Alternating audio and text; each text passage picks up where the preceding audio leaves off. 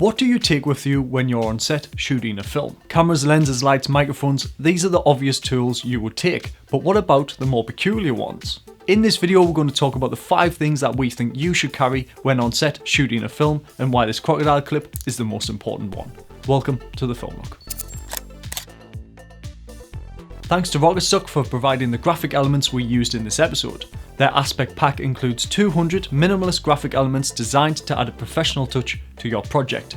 If you like the ones that we used in this episode, check it out for yourself by visiting rocketstock.com or via the link in the description.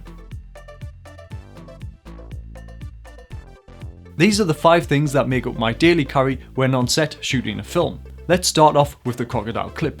Before we shoot a film, we create a shot list. This will be printed off and placed in the production folder along with our storyboards and a script. We will have a few versions of the production folder hanging around on set, with the main one being with our first assistant director and producer, who was the person running the shoot. At any point during the shoot, you can go to your first AD and check the script, storyboards or the shot list with them. As a DP, I want to spend as much time next to the camera as possible, so I always create a smaller version of the shot list and clip it to my right front pocket. This means all I need to do is look down, see what shot is next and move on to that shot.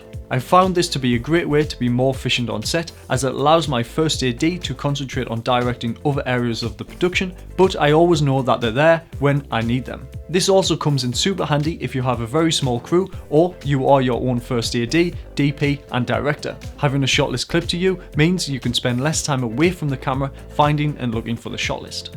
Even if you're just a runner or production assistant, ask the producer and first AD if they have a spare shot list for you to have. This way you can keep up and be prepared with what is happening on the shoot, and they will be impressed you took the initiative to ask for one. You can use a small torch like this one to shine on your clapperboard when shooting in a dark situation. This means you do not need to change the exposure of your camera to be able to capture and read it. Also during the shoot, when changing rig parts, it has come in handy to shine a light on the HDMI socket when you're trying to plug in the cable, and to shine in a bag when you're looking for other pieces of equipment.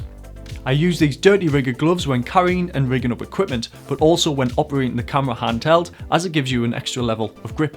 These ones already have a hole in them, so you can put a carabiner through and clip them to your belt holder. I clip mine to one of the back loops so they do not get in the way when I'm not wearing them. The 2 tools I always use on the Multitool are the pliers to tighten up camera rig screws and the flat-headed screwdriver for camera plate screws. I use the flat-headed screwdriver the most, so I added a little gaff tape tab to it so I can quickly see and access it.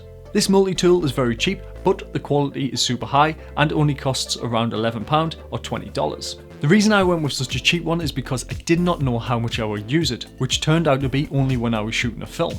A piece of advice we always give to people before buying equipment is to work out how many times you're going to use it, and this will tell you if you really need it. If I went out and bought something like a Leatherman, which is anywhere from £70 to £100, that's a lot of money just sitting there waiting to be used when the cheaper version was the better option. Well, it was for me anyway. The last thing I carry is a pen and a small notebook that fits in my pocket. I use this to refer back to notes or make them. The pen also allows me to cross off shots when I've completed them on the shot list. Links to everything I have mentioned can be found in the description below. Things I do not carry when shooting on set are my keys and generally my phone, which I store in my bag. The reason for this is because I do not want to have any distractions when shooting, and phone notifications can do this. If you are using your phone on set, make sure it is for production and emergency uses, otherwise it can look very unprofessional. This is just a personal preference, and the only thing I would use my phone for is the time, but I have a watch for that, so I guess I carry 6 things.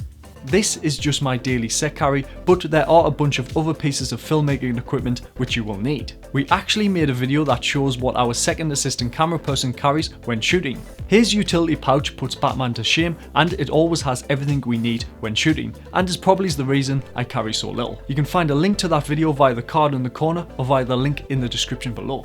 This is just my daily on-set carry, so let us know in the comments below what you carry. We'd love to see some of your ideas. Give us a thumbs up if you want us to help support this video, or down if you don't, and remember, achieve it one shot at a time.